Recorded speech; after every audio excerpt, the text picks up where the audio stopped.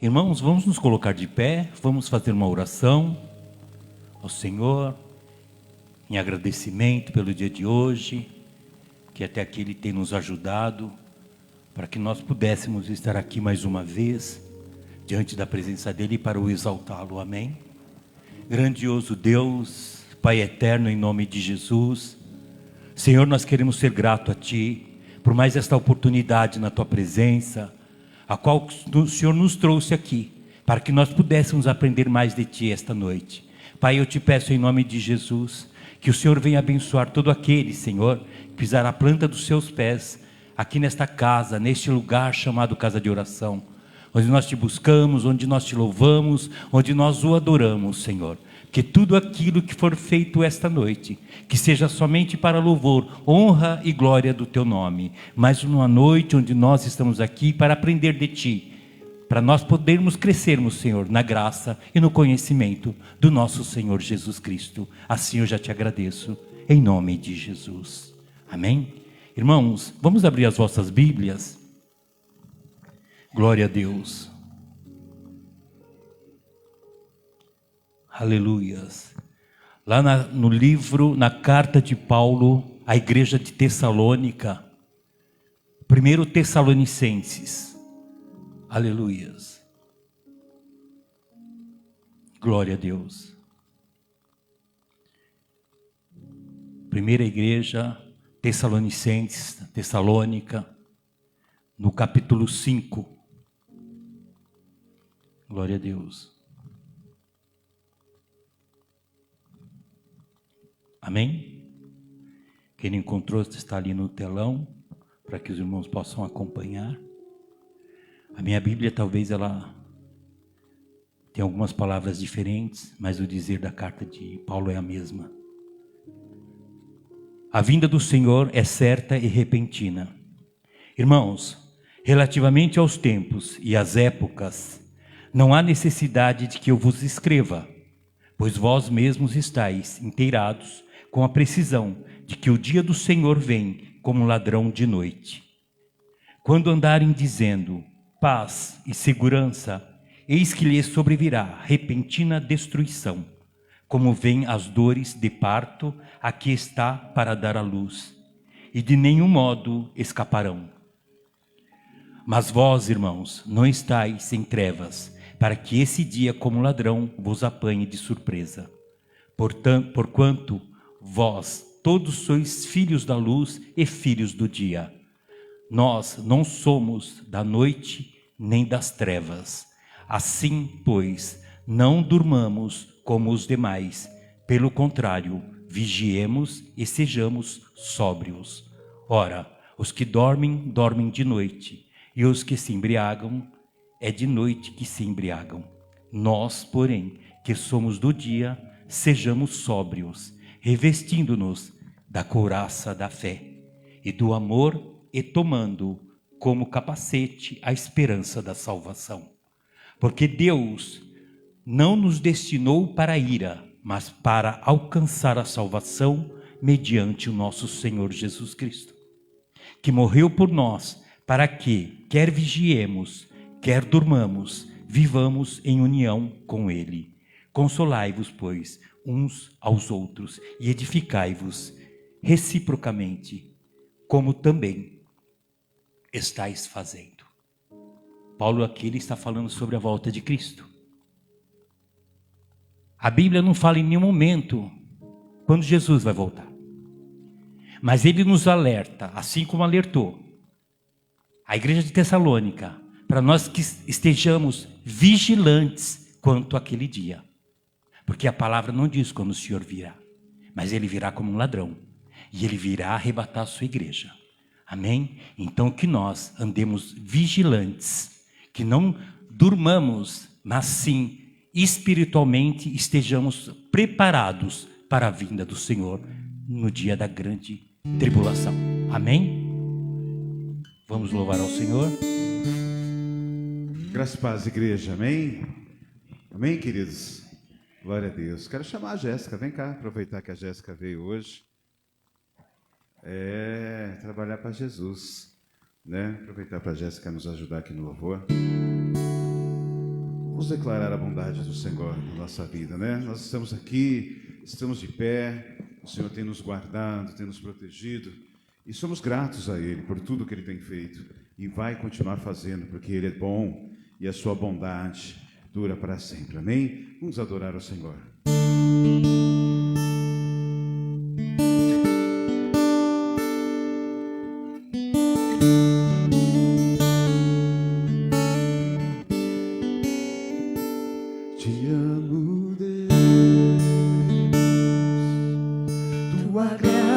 Nunca falha,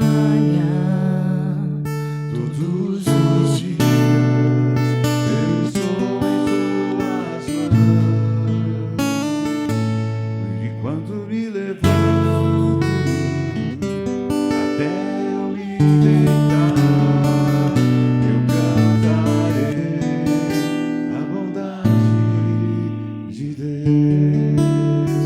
Declare a Ele, diga assim: Senhor, és fiel em todo tempo, em todo tempo tu és tão bom, com todo o fôlego que tenho, eu cantarei da bondade de Deus. Tua doce voz que me guia em meio ao fogo, na escuridão, tua presença me conforta. Sei que és meu Pai, que amigo és, eu vivo na bondade de Deus. És fiel em todo tempo, em todo tempo tu és tão bom, com todo o fôlego que tenho, eu cantarei a bondade de Deus. És fiel em todo tempo, em todo tempo tu és tão bom, com todo o fôlego que tenho, eu cantarei da bondade de Deus.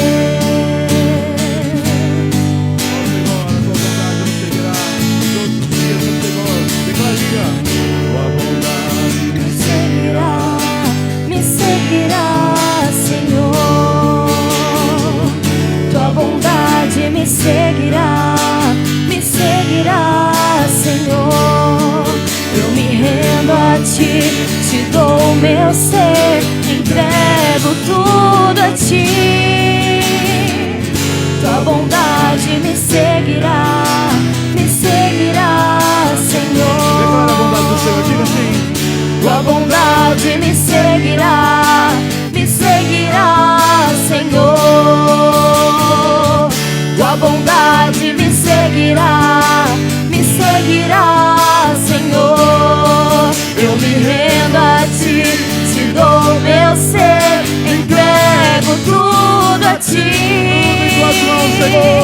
Tua bondade me seguirá, Senhor. És fiel em todo tempo,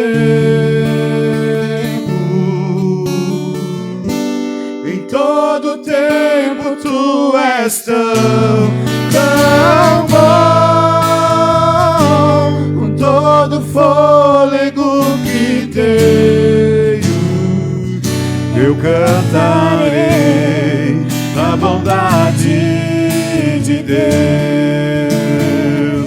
Eu cantarei da bondade de Deus. Nós cantamos, ó Deus, eu cantarei da bondade de Deus.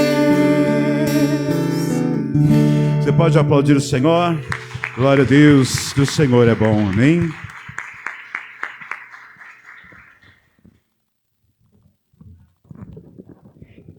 Igreja, podeis se assentar, amém? Vamos também nesse momento fazer uma parte muito importante na casa do Senhor. Aleluias. Glória a Deus. Vamos recolher os dízimos e ofertas esta noite. Vou ler uma passagem que encontra-se em Malaquias, no capítulo 3, a partir do verso 9, que diz assim: com maldição sois amaldiçoados, porque a mim me roubais. Vós, a nação toda, trazei todos os dízimos à casa do tesouro, para que haja mantimento na minha casa. E provai-me nisto, diz o Senhor dos Exércitos, se eu não vos abrir as janelas do céu, e não derramar sobre vós bênção sem medida. Por vossa causa repreenderei o devorador, para que não vos consuma o fruto da terra. A vossa vide no campo não será estéril, diz o Senhor dos Exércitos. Promessa do Senhor, que Ele promete, todo aquele que ajudar na casa do Senhor, trazendo os dízimos e ofertas, que Ele promessa de nos abençoar, tudo aquilo que nós trouxermos para a casa de Deus, que Ele promete dobrar tudo aquilo. Irmãos, então esta noite, assim que você se levantar, procure trazer o melhor para a casa de Deus. Na carta de Paulo aos Coríntios também ele diz que você contribua com amor.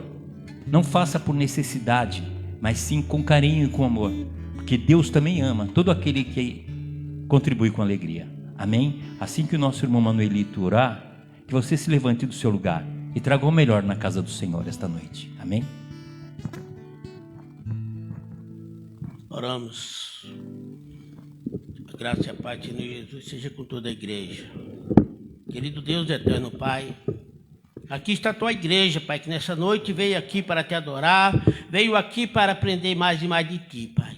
E nessa hora, Senhor, eles vão entregar o melhor para a tua obra, Pai, para o mantimento do teu reino, Papai querido. Então, meu Deus e meu Pai, que o Senhor abençoe cada um, Pai. Não importa o valor que ele vai entregar, Pai, mas o que importa é que ele entrega com alegria no coração, Pai, daquilo que ele vai trazer para a tua obra, Pai. Então, que o Senhor visite o celeiro de cada um, abençoa, Pai, cada família desse ministério, Pai, e derrama da tua graça, Pai, da tua fé sobre cada um, meu Deus. Repreende o devorador, migrador, cortador da vida das famílias dessa igreja, Pai, e abençoa, Pai, cada um abundantemente, no nome santo de Jesus Cristo. Abençoa também, meu Pai, aqueles que não têm condições de entregar uma oferta na tua casa hoje, Pai, mas que amanhã o Senhor vai abençoar e eles vão poder entregar também para a tua obra, em nome de Jesus. Amém. Quem dá com alegria lá no céu brilhará, Lá no céu brilhará, lá no céu brilhará. Quem dá com alegria lá no céu brilhará, e Deus recompensará. Amém? Irmãos, se coloquem de pé, vamos orar, vamos aprender um pouco mais da palavra do Senhor esta noite. Amém? Orar pela vida do pastor. Creio que tem grandes coisas a falar conosco esta noite, através dos ensinos. E pedir que Deus acrescente cada vez mais sabedoria, para que Ele possa transmitir tudo aquilo que tiver no coração dEle para nós esta noite. Amém? Senhor Deus e Pai, nós queremos te agradecer mais uma vez, Senhor. Nós estamos aqui já de coração aberto, nós te louvamos, Senhor. E eu te peço nesse momento que o Senhor venha poderosamente, Senhor, usar o pastor, para que ele possa, Senhor, nos ensinar um pouco mais da tua palavra, para que nós possamos, como diz a tua palavra, crescer na graça e no teu conhecimento. Assim nós já te agradecemos, em nome de Jesus. Amém. Pode sentar, irmãos, amém. Vamos dar continuidade, né? Nós começamos a semana passada E nós queremos dar continuidade à lição número 9, nossa lição escatologia.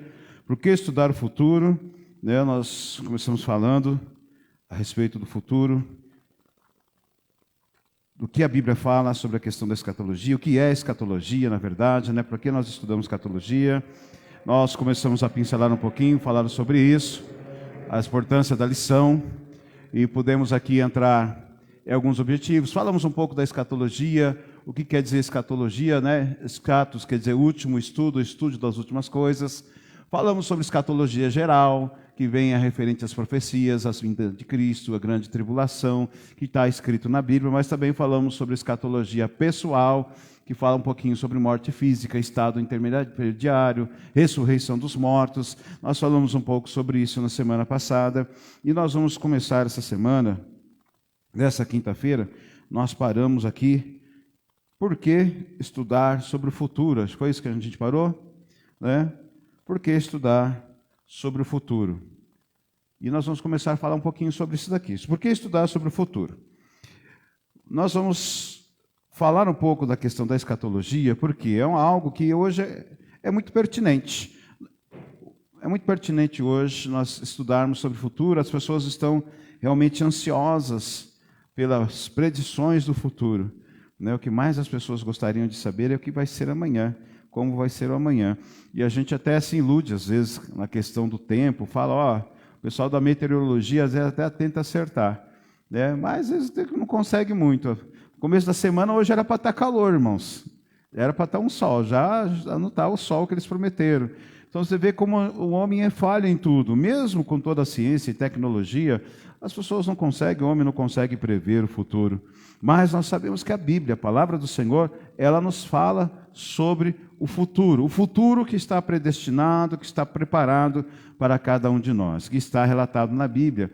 E nós vamos falar um pouquinho sobre isso, porque de estudar escatologia, né?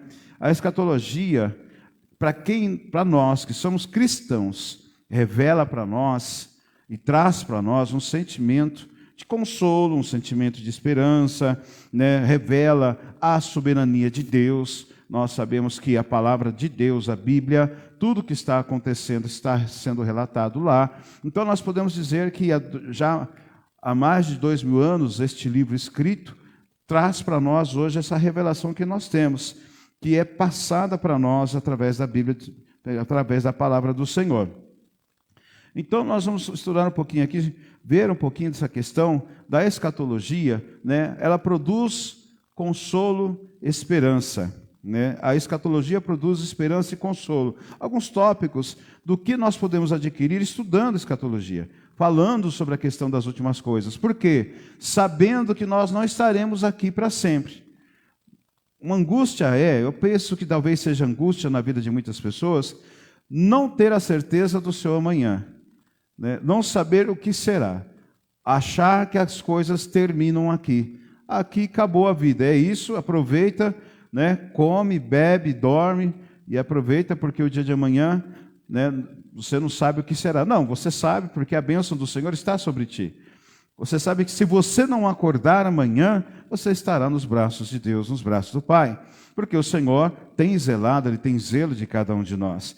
Então, estudar escatologia mostra para nós, nos traz esta certeza. A escatologia produz esperança e consolo. Após escrever sobre a vinda de Cristo, Paulo concluiu, dizendo assim, 1 Tessalonicenses 4,18. Abre para nós lá, vou pedir, já está com o microfone aí, né? Bênção de Deus. Primeiro, dá para a Vivian ali, ela vai ler para nós, 1 Tessalonicenses 4,18. Né? E do lado, o Edilson já vai preparando aí, João 14, 1 e 2. Assim que um acabar de ler, já passa para o outro. Né? 1 Tessalonicenses 4,18, a Vivian vai ler para nós. E João 14, 1 e 2, o Edilson vai ler para nós. Portanto, consolai-vos uns aos outros com estas palavras.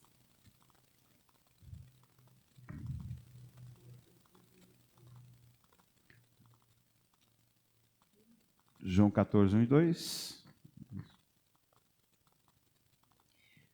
Não se turbe o vosso coração, credes em Deus, credes também em mim. Na casa de meu pai há muitas moradas.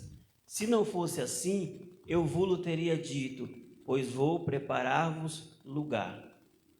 Vê a predição de Cristo já falando, olha, ele começa dizendo, ó, preste atenção, né, consolai-vos com essas palavras que eu vou te dizer. E ele começa dizendo ali, olha, eu vou preparar-vos lugar. Cristo já estava declarando que o nosso lugar não é aqui. Ele já fala, então, fiquem em paz. As aflições e angústias que vocês estão vivendo são para este tempo. Não são para o tempo vindouro, porque o tempo vindouro, que seria já a segunda vida, né, ou nós passarmos pela morte, ou não passarmos, não sei, Deus tem uma revelação, de repente alguém aqui vai ser arrebatado, vai descer um carro de fogo e vai levar alguém embora, não sei como Deus vai tratar a vida de alguém aqui, mas uma coisa eu sei, que nós, se passarmos pela morte, só passaremos, porque o que está preparado para nós é o que Cristo falou, eu vou preparar-vos lugar. Na casa do meu pai há muitas moradas. Ele deixou bem claro isso, que nós precisamos entender que a visão que estamos vivendo aqui, através do estudo da palavra de Deus, nós temos a certeza de que não viveremos, não ficaremos aqui. Não estaremos sempre aqui.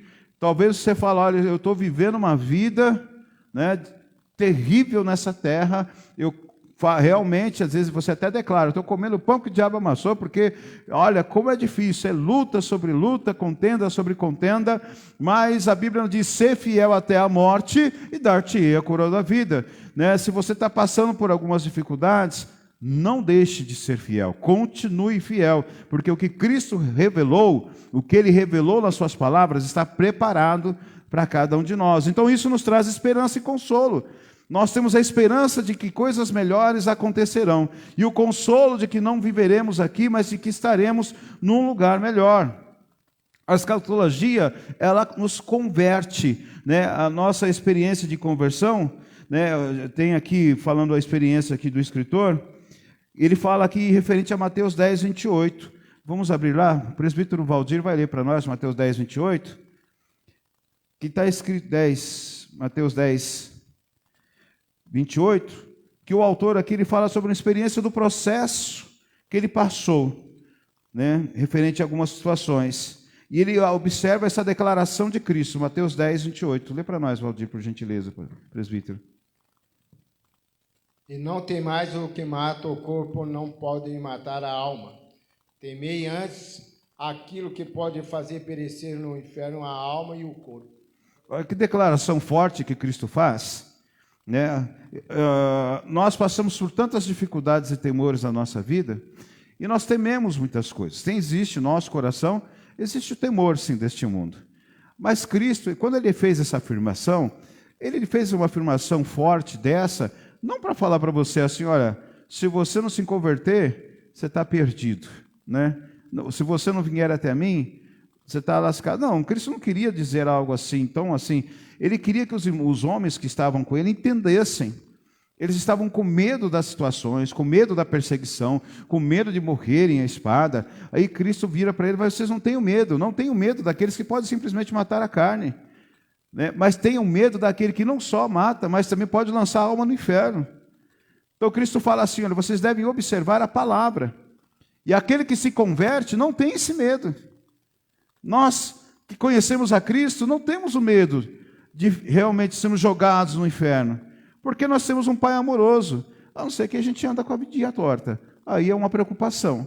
Mas se você não anda com a tua vidinha torta, né? Tem aquela musiquinha das crianças, tinha um homenzinho torto, morava na casinha torta, né? A tia Renata sabe de cor, né? A vida era torta, aí você pode se preocupar, aí você passa a se preocupar, porque de repente, se Cristo voltar, você pode ter essa condição de não subir. Mas para quem se converte, para quem chega até Cristo, não passa por isso. Eu costumo falar na questão de uma vez salvo, salvo para sempre. Claro, eu não creio assim, uma vez salvo, salvo para sempre. Mas eu acredito que uma pessoa que tem um encontro genuíno com Cristo, verdadeiro, nunca sai da presença dele. Então a pessoa é salva. Quem tem um verdadeiro encontro com Cristo, nunca sai da presença do Senhor, porque ama Jesus. O problema da humanidade hoje, da sociedade, é que ter Cristo é conveniente. Ter Cristo, professar um evangelho, é conveniente, é legal, é moda. E não verdadeiramente as pessoas amam a Cristo por quem Ele é, mas pelo que Ele pode dar. E isso é muito complicado, porque em dado momento, quando nós acharmos que tivermos tudo, nós abandonamos a Cristo. É aquele velho dito, né? Ganhei o carro, agora eu não venho mais para a igreja. Senhor, me dá um carro que eu vou levar os irmãos para a igreja. Eu vou trazer todo mundo para a igreja, vou dar carona para os irmãos. Até coloca lá, propriedade exclusiva do Senhor. Ganhou o carro, o Senhor nunca mais vê o irmão na igreja, porque não dá carona para o irmão, só vive na baixada, só vive viajando. Agora eu tenho um carro, agora eu preciso viajar, preciso não sei o que, sei lá, entendeu? Então, é aquelas situações, esse tipo de situação, que nós precisamos entender que se Deus vai nos dar coisas que vão nos abençoar, sim, com certeza. Mas a nossa prioridade não é essa, nós não queremos o que Deus pode dar, mas nós queremos o Deus que tem todo o poder. É esse Deus. Por isso que a verdadeira conversão, a genuína conversão, nos leva até Cristo e nós não queremos sair de perto. Não queremos. Em meus 48 anos dentro da igreja, eu nunca cogitei em sair da igreja. Porque eu sempre vi, aqui é o lugar, é a casa do Senhor, é a casa do Pai. É aqui onde nós temos consolo, aqui nós temos esperança, a esperança é produzida aqui, nós temos família, é a nossa família. Apesar de que hoje só veio João, né? Pedro e Tiago ficaram em casa. Estavam hoje com frio. Ou foram viajar, né? De repente eles estão viajando. Né? Papai é bom. Mas a nossa família que está aqui. E nós priorizamos isso. Devemos priorizar. Para quem se converte, ganha. São tantos benefícios para quem é convertido. São tantas coisas que nós ganhamos, né, em meio à nossa conversão. E Jesus, tratando os homens, diz isso. Né? O enfermo não existe para colocar medo, a enfermidade não existe para colocar medo nas pessoas, mas é o fato de que Deus o usa para fazer com que muitos se convertam. É um ditado, não está na Bíblia. Quem não vem pela dor, né? Quem não vem pelo amor, vem pela dor. Isso não está na Bíblia, viu, irmãos? Tá? Não está. Isso aí é o ditado humano, que a gente fala, que quem não vem pelo amor, vem pela dor. Na realidade, muitas vezes acontece isso. As pessoas chegam até Cristo no momento de crise. É no momento de dificuldade, é no momento de dor, é a hora que perdeu alguém, perdeu alguma coisa, perdeu o emprego, não passou no vestibular, perdeu... tantas situações que podem acontecer, aí eu chego até Cristo, porque eu preciso. Entendeu? E é nesse momento de fragilidade que nós deixamos o Espírito Santo atuar no nosso coração e nós passamos a estar na presença do Senhor e ver, passar a entender, e é o momento que Deus vai lá e entra e faz morada, e nós somos convertidos e somos abençoados, né? Fala, querido. Deus tem várias formas de chamar os seus escolhidos, não é isso? Deus tem várias formas. Várias formas. Uns vêm, que ele fala, vem pela dor, outros simplesmente vêm. Uns atendem um convite e entram na casa de Deus, ou uns vêm procurando, nem foi convidado, só estava procurando, entrou e ficou, porque é a casa de Deus. Outros vêm porque passou por dificuldades, passou por lutas, passou por tristezas, passou por tantas coisas. Por isso que nessa adversidade nós tentamos ter uma unidade. Nós somos uma diversidade de mentes dentro de uma unidade chamada igreja.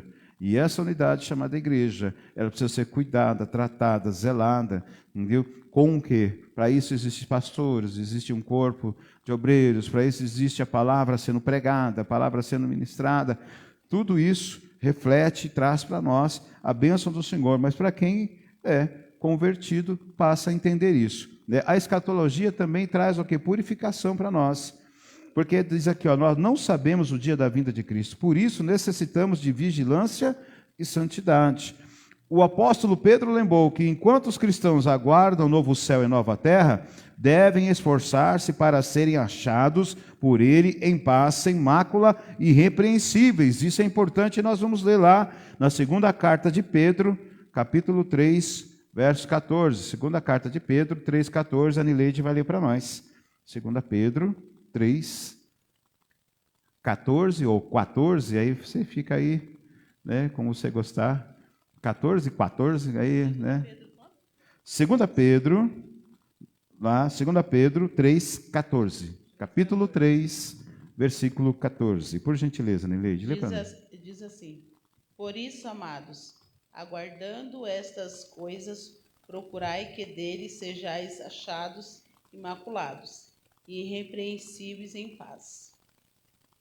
Só o 14? Só o 14, filho, obrigado. Por que Pedro disse isso? Pedro estava tratando a igreja, falando, dizendo, olha, amados, nessa carta, nessa segunda carta de Pedro, ele fala aconselhando, fala, olha, irmãos, permaneçam na santidade.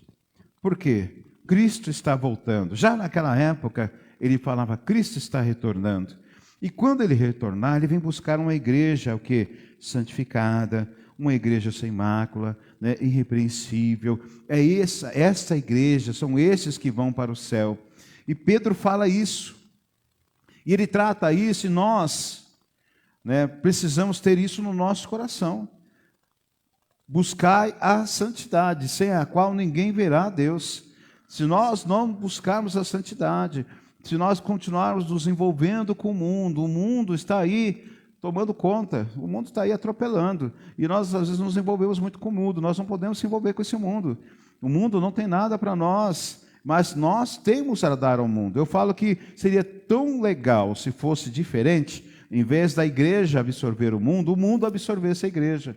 Mas não é assim que acontece, infelizmente. Nós vemos as igrejas, muitas igrejas, trazendo o mundo para dentro, porque eu preciso converter. A grande desculpa é eu preciso ter membros, eu preciso converter, eu preciso fazer com que as pessoas gostem da igreja. Tá, mas se você olhar Jesus Cristo, eu falo que nós devemos prezar pelo ministério de Cristo. Cristo na referência, Paulo nos diz, sede meus imitadores, como eu também sou de Cristo. Eu não vejo em nenhum momento Cristo fazendo coisas mirabolosas dentro da igreja para poder atrair as pessoas. Cristo, ele usava a plena e pura e genuína palavra. E através da palavra pregada, ensinada, ministrada, as vidas iam chegando. Claro, tinha sim os sinais e maravilhas, sim, mas não só isso. Cristo, ele deixa bem claro, em várias vezes que ele foi curar, ele falava assim, olha, perdoados estão os teus pecados. E as pessoas ficavam curiosas, como assim perdoados estão os meus pecados? E em tanto ponto, Cristo fala até para os fariseus ali, ó, o que é mais fácil dizer, perdoados são os teus pecados, ou levanta-te e anda? Cristo queria demonstrar que havia poder nas palavras que ele estava professando, as palavras que foram deixadas para nós, palavras que Cristo disse que se nós acreditarmos, faríamos obras maiores do que ele fez. Você tem noção disso? Que há poder decretado sobre a tua vida, há poder determinado sobre a tua vida, se você acreditar de maneira genuína nesse Deus, em Cristo. E como nós chegamos até Ele? É através da santificação, é a purificação, é a oração, é o clamor, é a mortificação da carne, é o jejum, né? É realmente nós mortificarmos essa carne para que possamos viver os milagres de Cristo. Só que às vezes é difícil nós mortificarmos a carne, né? Vocês que estão aqui, não. Por quê? Primeira coisa, vocês deixaram o quentinho de casa para vir para a igreja. Vocês já estão mortificando a carne, vocês já estão negando a carne, né? Eu até conversava com os obreiros, que eu estava hoje à tarde, eu resolvi fazer uma limpeza lá em casa, jogar um monte de coisa fora, lá na garagem, mexi, acabei, era quase 3 horas da tarde. E aí eu falei, eu vou ficar um pouquinho, sentei no sofá, aí a pastora jogou uma coberta em cima de mim e falou, ó, fica aí um pouquinho quentinho. Eu falei, ei, Jesus, né? Quando deu 6 horas, eu falei, ô, Jesus, eu levanto, eu não levanto. Tá, glória. Eu falei, agora eu vou ter que ir, eu tenho que levantar. Aí levantei, e o Miguel falou, vamos, pai, hoje eu quero ir para a igreja. Eu falei, então vamos, que ele falou, aproveitar que ele está com vontade, né? E vamos, tal, mas de qualquer forma eu tinha que vir. Mas a gente pensa 2, 3 vezes, até 10 vezes, se for o caso, porque está tão bom, né? Está tão quentinho por causa do frio, e é gostoso isso, não estou dizendo que é ruim, é bom, só que nós estamos mortificando a carne vindo para cá agora, porque você está aqui negando o seu colchão, negando lá a sua cobertinha, o seu travesseiro, negando o aconchego do teu lar, para aprender do Senhor. Sabe o que você está fazendo aqui? Você está amontoando brasas sobre a tua cabeça, brasas sobre a tua vida, você está acumulando a bênção do Senhor sobre ti, você está mortificando a tua carne e buscando santidade para a tua vida. É isso que está acontecendo agora. Por isso nós estamos aqui. E a bênção do Senhor é sobre nós. Né? E outra coisa, a escatologia também ela nos esclarece. Esclarecer é muito bom. É tão legal quando nós somos esclarecidos das situações. Aqui, ó, tem aqui, observe 3 palavras de Jesus e seus discípulos, a seus discípulos no Evangelho. Vamos fazer aqui essa leitura aqui em 3 pessoas. João 13, 19. O Cosme, o reverendo Cosme vai ler para nós. João 13, 19. A Janice, João 14, 29. E a Jéssica, João 16, 1. Que aí fica fácil, só passa o microfone um para o outro ali. Né? Então, um do lado do outro. Cosme, João 13, 19. A Janice, João 14, 29. E a Jéssica, João 16, 1, conforme eu for pedindo, tá? Primeiro o Cosme, por gentileza. Cosme. Desde agora vou-lo digo, antes que aconteça, para que, quando acontecer, acrediteis que eu sou. Jesus estava falando para os seus discípulos, falando ali a eles, explicando, olha, tudo que eu estou dizendo vai acontecer, mas eu estou falando para vocês, para que quando acontecer, vocês não fiquem perplexos, vocês não achem que foram enganados, vocês não achem que foram pegos de surpresa, não. Estou dizendo para você o que vai acontecer. Cristo, ele já falava para os apóstolos, estou falando para vocês não serem pegos de surpresa. Nós não fazemos isso às vezes em família. Olha, nós vamos passar por tal situação, vai acontecer isso. Olha, temos um tio, uma tia que está enfermo, nós vamos passar por isso. Você conversa com a família, olha, está havendo um corte na empresa, a empresa vai, talvez esteja aí, é bem capaz que eu esteja mandado embora, fique desempregado, entendeu? Não sei, estou passando a situação para a gente já ficar aí, controlar as contas, apertar o cinto, não gastar demais, porque a gente não vai ter, para não passar aperto, a gente esclarece a situação. É duro quando a gente guarda para nós. A gente guarda até o último, né? Não fala nada. Aí eu sei que está acontecendo, mas não falo nada. Aí você chega em casa, tal, aí acontece, você foi mandado embora. Você já sabia que a empresa estava tendo corte. Aí chega em casa, aí a mulher fala, olha, nossa, hoje eu gastei quase o limite do cartão, comprei aí uma geladeira nova, comprei não sei o que lá, né? Olha, você vê, enchi, inclusive até dei dinheiro para o nosso filho fazer o quê? Nossa filha não sei o que lá, tal. Aí você fala, que bom, eu estou desempregado, fui mandado embora. Aí a mulher fala, mas como? E as nossas coisas? Né? Eu não podia, se tivesse falado, não tinha feito gasto. É um dos exemplos, né? Que quando a gente está esclarecido, está sabendo da situação, a gente realmente se guarda, se preserva. Janice, por gentileza, João 14, 29. Eu vos disse agora, antes que aconteça, para que, quando acontecermos, acreditereis. Por quê? Cristo tinha essa preocupação de trabalhar a fé dos discípulos. Ele falava assim, olha, vai acontecer, e eu vou falando para vocês agora, para que vocês acreditem em mim, para que vocês saibam que eu sou enviado, para que vocês creiam nas minhas palavras. É como a profecia revelada na igreja. Quantas profecias às vezes são ditas, são faladas, e a gente fica, será que é de Deus ou não é? A gente tem que ter o discernimento, já é um dom até dado por Deus, mas a gente tem que descansar, o que é de Deus se cumpre. A gente não pode ficar frustrado por coisas que às vezes são ditas dentro da igreja, e a pessoa fala pela emoção, pelo coração, e não vem de Deus às vezes e não se cumpre. Isso aí acontece, irmãos, infelizmente, mas acontece. E a gente não pode se frustrar por causa disso. Mas o irmão falou, não aconteceu. A profetada, né? Bagatela, tinha um irmão que falava, eu tenho uma bagatela para você, está até na capa, ele falava assim para mim. Tem uma bagatela na capa para você. Então, essas coisas acontecem, mas quando é de Deus, e o Espírito Santo faz com que a gente sinta que vem de Deus, essas coisas se cumprem. E Cristo falava para os discípulos, eu estou ensinando a vocês, para que vocês tenham no coração a certeza de que o que eu estou falando, de quem está falando com vocês, é Deus. Que eu falo através de Deus, que Deus está em mim e eu estou em Deus, nós somos um só. Cristo queria deixar bem categórico isso na vida dos discípulos, para que eles acreditassem. Eles acreditassem. Isso fez com que eles não corressem Depois, na hora da crucificação, não, todos correram. Mas depois viram a Cristo e se arrependeram e tal, e houve toda uma tratativa, mas Cristo estava tratando o coração deles já. Se não houvesse isso, se Cristo não tivesse feito isso antes, ficaria muito difícil. Por quê? Já Cristo tendo falado, eles vendo Cristo morrer no Calvário, já desanimaram? Mas ainda ficou uma dúvida no coração deles. Falaram assim, será? Ele falou. Mas ele falou. Ele não disse. Mas eu pensei. Mas ele tinha dito. Se nós sabemos com antecedência, gera, né, no nosso coração aquela crença, aquela esperança. Por isso o estudo dos últimos dias, a escatologia.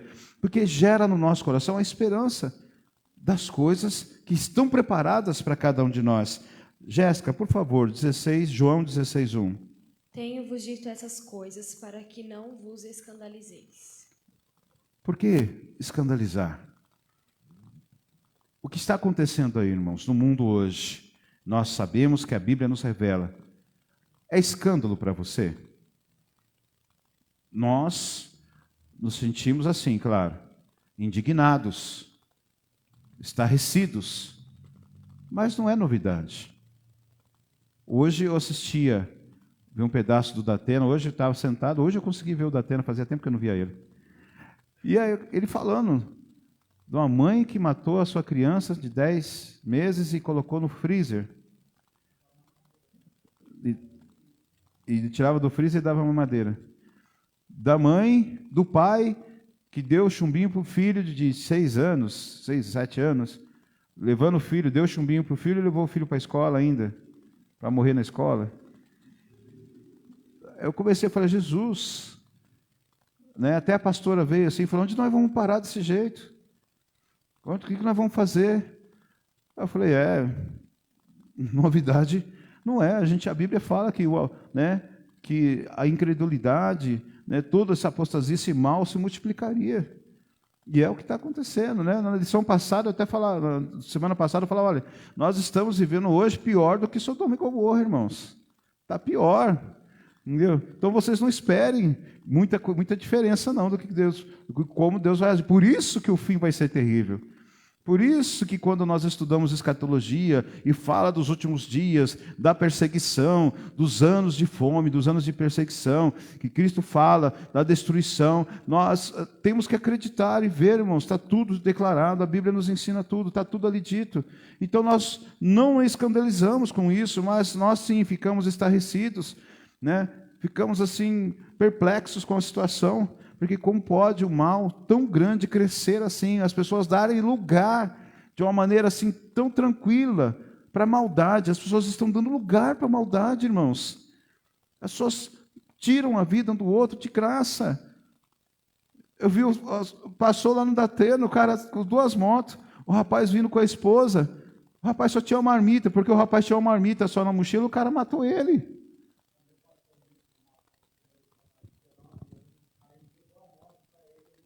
Entregou a moto e matou, só porque deu a moto. Simplesmente, me dá a moto, não dá um tiro. Sabe? Mas indignação maior, o cara está vindo com a marmitinha vazia. O cara falou, o cara abriu, só tem marmita, só tem a marmita vazia. O cara foi lá e deu um tiro nele, matou ele, porque ele só tinha marmita. Onde? Irmãos, isso é algo assim terrível. É inefável, não tem como dizer, essa situação é terrível, mas é novidade para nós? Não, a Bíblia fala que seria assim.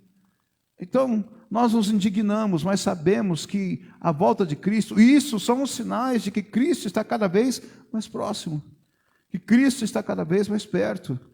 Oxalá Ele venha e nós simplesmente sejamos transladados, mudados, nem passamos pela morte, só vamos aí para a glória.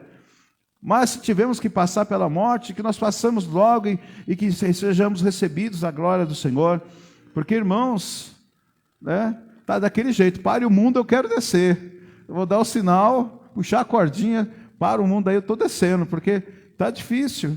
Mas nós somos o quê? Esclarecidos pela palavra do Senhor. Tudo isso está na Bíblia. Mas nós não podemos nos conformar. A Bíblia diz, não vos conformeis com este mundo. Né? Transformáveis pela revelação do Espírito. Nós não podemos nos conformar com isso. Mas nós estamos inseridos nisso, então vamos viver isso e vamos confiar que Deus está guardando a nossa casa, a nossa família, cada um de nós. Louvado seja Deus. Né? Aí nós vamos continuar aqui. Como entender as profecias bíblicas? É algo importante que nós precisamos também entender. Como poder entender? Uma grande vertente que nós precisamos ter no nosso coração, uma certeza, é de que nós vamos entender as profecias tendo o Espírito Santo na nossa vida, sendo verdadeiramente convertidos pela palavra do Senhor. Para interpretar profecias é preciso conhecer as regras básicas da interpretação bíblica, que são aceitas por todos os estudiosos da Bíblia. Deus revelou sua vontade futura por meio dos tipos, símbolos, parábolas, sonhos, visões, etc. Nós podemos pensar que a Bíblia é um livro que cada um pode interpretar como achar melhor. Nós não podemos pensar assim, né? Que cada um tem, e hoje é o que está acontecendo, né? Cada um interpreta a Bíblia da sua maneira e abre uma igreja, né? Eu interpreto dessa forma. Você não concorda comigo? Não, então eu vou lá e abro uma igreja. Porque a minha interpretação é diferente. Deus me revelou. Aí tem os revelamentos. Aí não é nem as revelações, os revelamentos. Deus faz os revelamentos aí no coração do homem, ele vai abrir a igreja. Deus me revelou assim, não, a interpretação é diferente, não é essa, é essa, assim, sim. E tem todos esses escândalos aí acontecendo. Então, nós precisamos entender a Bíblia, para que nós possamos interpretá-la de uma maneira correta. Então, siga os princípios básicos da interpretação bíblica. Quais são os princípios básicos da interpretação bíblica? A Bíblia tem autoridade. João 17:17. Daí o Edmilson vai ler para nós. João 17:17. Tira o óculos para ler. João 17:17. A Bíblia ela tem autoridade. Esse é o princípio número 1. Nem todos os que estudam profecias aceitam a Bíblia como primeira e última palavra. 17:17. Fala, João.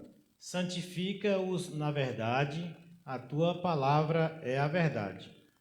Quando Cristo fazia essa oração sacerdotal, clamando a Deus, falando, Senhor, eu vou para ti, mas eles vão ficar aqui, e eles são meus, porque o Senhor me deste. Cristo fala isso, nessa oração, eu acho linda essa oração de Cristo com Deus. O Senhor me deste, eles são meus, mas eles não vão comigo, não podem ir comigo, mas vão ficar aqui. Ele fala, guarda-os, protege-os, e ele fala nessa parte, né? Guarda eles, livra-os do mal. Glorifica-os na glória que o Senhor me deste. Cristo estava preocupando, falando para ele, falando com Deus, conversando com Deus. Ou seja, a palavra, ele fala, a minha palavra tem autoridade. Existia autoridade na palavra do Senhor. E a palavra é a única interpretação. Só ela, a Bíblia por si só, interpreta ela mesma. Você pode ir de ponta a ponta na Bíblia. Você vai ter a interpretação dela em todos os versículos, capítulos. Você vai ver referências dentro dela mesmo de outros capítulos. Você olha lá João capítulo 1, você vai achar referência de João capítulo 1, lá em Atos, você vai ver a referência, você vai ver a referência dos Salmos, Cristo recitando os Salmos, falando dos Salmos, as profecias de Isaías se revelando através de Cristo. Tudo isso, você vê ali, a Bíblia se revela. E essa interpretação é única, então nós não podemos trazer uma interpretação ambígua da Bíblia. A Bíblia não tem duas versões, duas interpretações. Por isso, às vezes, a gente até fala, cuidado quando você compra uma versão da tua Bíblia. A tua Bíblia é versão tal, tem várias versões. Cuidado com as versões. Eu gosto da versão atualizada, revista fiel, atualizada fiel. João Ferreira de Almeida, atualizada fiel.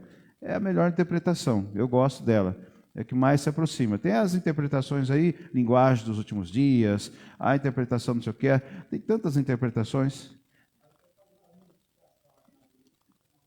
Então, tem muitas modificações acontecendo, entendeu? E eu já vi aqui alguns irmãos lendo a Bíblia, e a interpretação é diferente.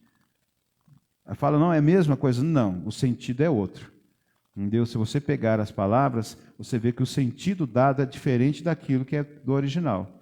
Entendeu? Então a gente precisa ter cuidado com essas interpretações. Então, a Bíblia, como si só, entendeu? Ela deve ser a autoridade máxima para a interpretação. A Bíblia, ela explica melhor a Bíblia, que a gente falou aqui.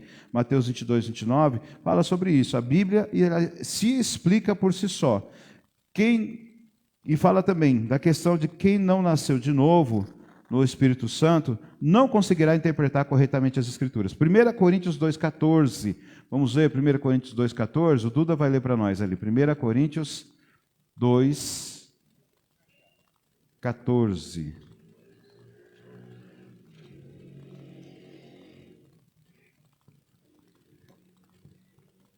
Mas o homem natural não compreende as coisas que são do Espírito de Deus, porque lhe parecem loucura, e não pode entendê-las, porquanto se nem espiritualmente.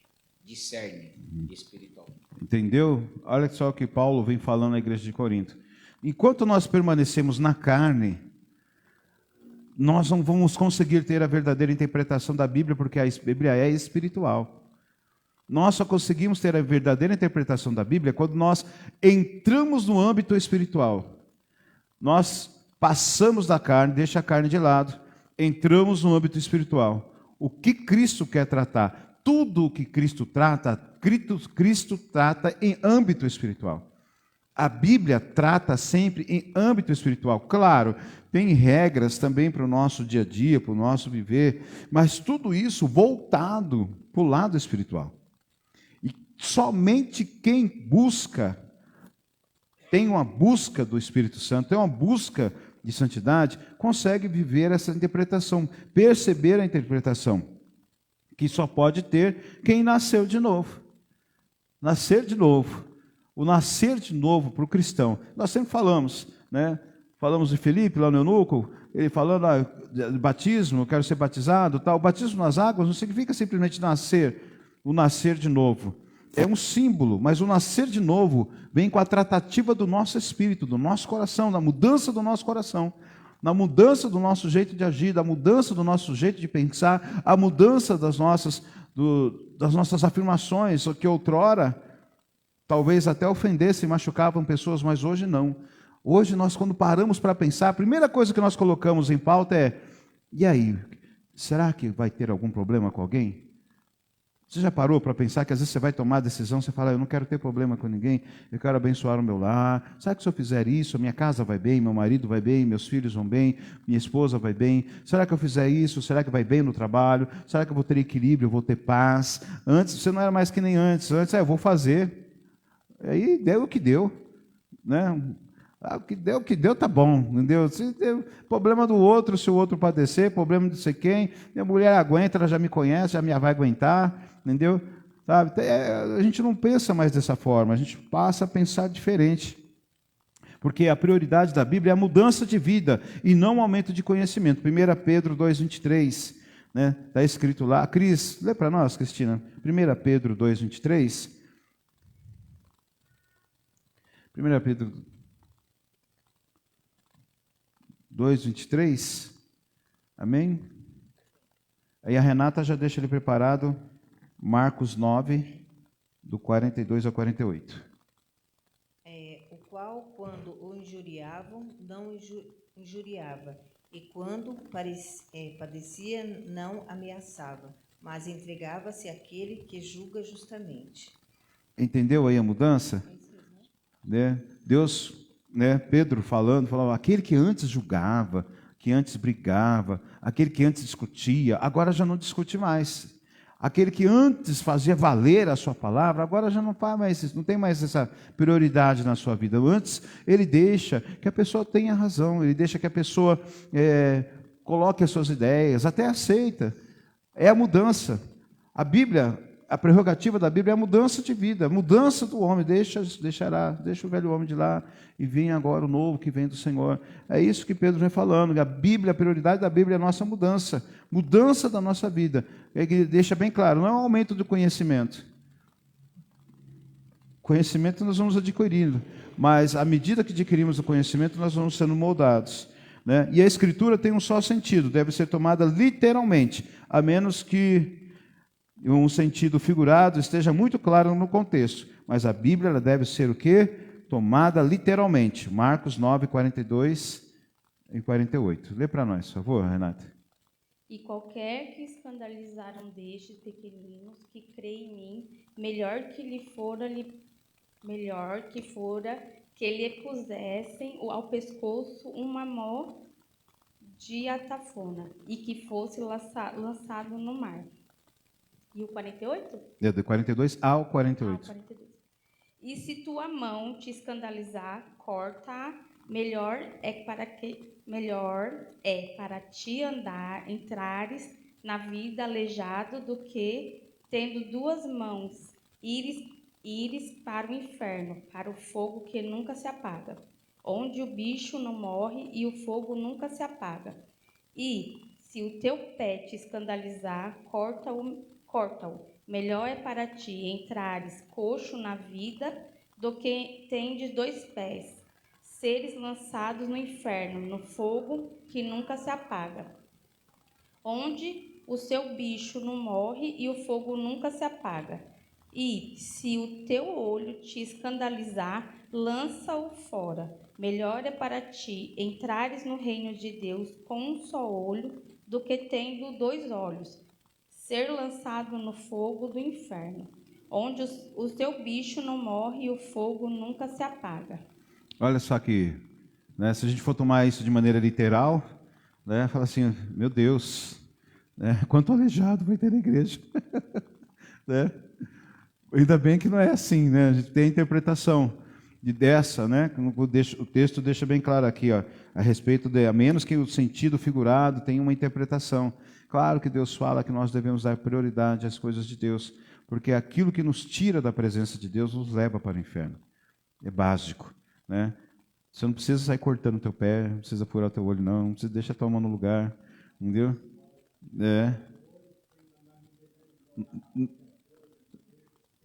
Sim. Os nossos pés nos levam a tantos lugares que não devemos ir, os nossos olhos olham tanta coisa que não devemos olhar, né? Nossas mãos às vezes pegam coisas que não devem ser pegas, entendeu? Então Cristo começa a falar literalmente sobre isso. Olha, é melhor que estipar esses membros e entrar no céu do que você continuar desse jeito. Ele fala, Cristo imbui uma mudança de vida, e isso vem através da palavra. Ele fala, vem através da palavra, através das Escrituras, né? Então, outra coisa, e nós vamos dizer, saiba que Cristo é o principal assunto das profecias, né? Cristo, ele é o principal assunto de todas as profecias vindas pela palavra de Deus, né? Nós temos aqui o Cordeiro. Cristo é o Cordeiro anunciado. Quando João tem a primeira visão dos céus, no capítulo 4 e 5, lá de Apocalipse, quem vem lá? É o Cordeiro. E João descreve esse Cordeiro, como Cristo se apresenta, quem ele é, entendeu? Esta profecia já é mencionada, falada através do Apocalipse, nós temos isso ali. O Cordeiro é mencionado 29 vezes em Apocalipse. Em 29 vezes o Cordeiro é mencionado dentro do livro do Apocalipse, né? E por quê? Para mostrar o quê? Que Cristo, ele é o Cordeiro que venceu.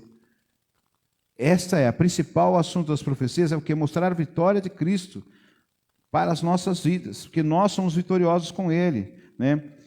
E o espírito da profecia que está ali em Apocalipse, está escrito aqui, fala do testemunho de Jesus, o espírito do profeta, da profecia.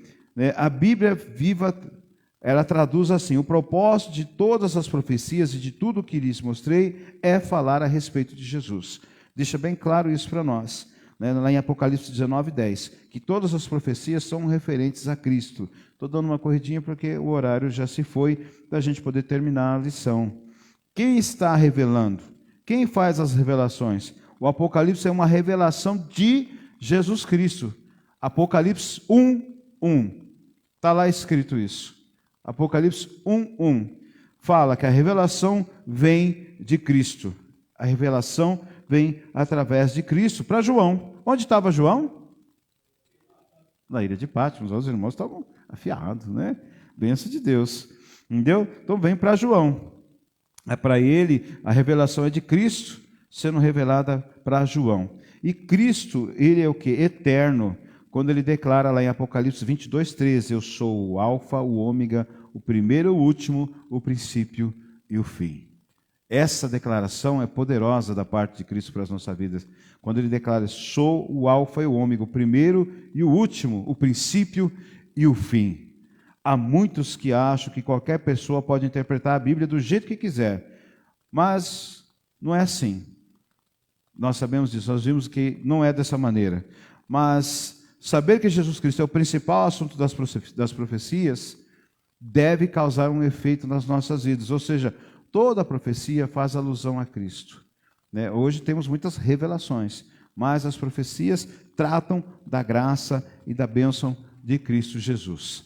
Então, para nós concluirmos, é possível entender as profecias bíblicas? Deus as revelou porque quer que sejamos edificados por elas, ainda que muitos tentem enganar e confundir o povo de Deus. Se você quer saber o que Deus pensa dos falsos profetas, só lê lá em Jeremias 23, do 9 ao 40. Embora não possamos saber tudo o que nos trará o futuro, sabemos quem tem o futuro nas mãos. Nós não sabemos o futuro, mas nós sabemos quem é que tem o futuro nas mãos. E se nós confiamos em Deus pela sua palavra e entendemos a interpretação bíblica, ele fala que tem sempre boas coisas a dar aos seus filhos. Deus tem sempre boas coisas a dar para nós. Então, descansa. Tem até o hino que fala do Eli Soares, eu vou descansar, pois o meu amanhã está na mão do Senhor. A última palavra vem de Deus, A última resposta é do Senhor. Então descanse e confia, porque o teu futuro está entregue nas mãos do Senhor. Amém, queridos? Então, por isso é importante nós estudarmos e conhecermos a escatologia. Nós vamos começar a se aprofundar mais agora. A partir das próximas lições, nós vamos falar mais sobre a vinda de Cristo, vamos falar do que vai acontecer realmente sendo revelado na escatologia, através da palavra de Deus. Amém? Vamos colocar em pé, queridos. Que Deus te abençoe muito mesmo. Posso te dar graça, que você continue nesse propósito, nessa fé, mortificando a tua carne aí, sacrificando a tua carne e adorando ao Senhor. Amém? Que a bênção esteja sobre ti. Lembrando que sábado tem o nosso trabalho com os varões. Está aí o nosso culto com os varões às 19 horas. No domingo, o culto da família, 9h30 da manhã às 18 horas, para a glória de Deus. Amém? Vamos orar. Meu Deus, obrigado, Senhor. Obrigado por nós estarmos na tua casa. Obrigado porque o Senhor tem estado conosco. Obrigado, Senhor, porque o Senhor tem revelado para os teus pequeninos. O Senhor revela para nós a tua palavra. E eu peço, Senhor, que agora o Senhor faça com que esta palavra esteja enraizada, Senhor, embutida, meu Pai, colocada dentro dos corações, para que nós vivamos as bênçãos e essas promessas que o Senhor tem revelado para nós. Peço, Senhor, abençoa o teu povo.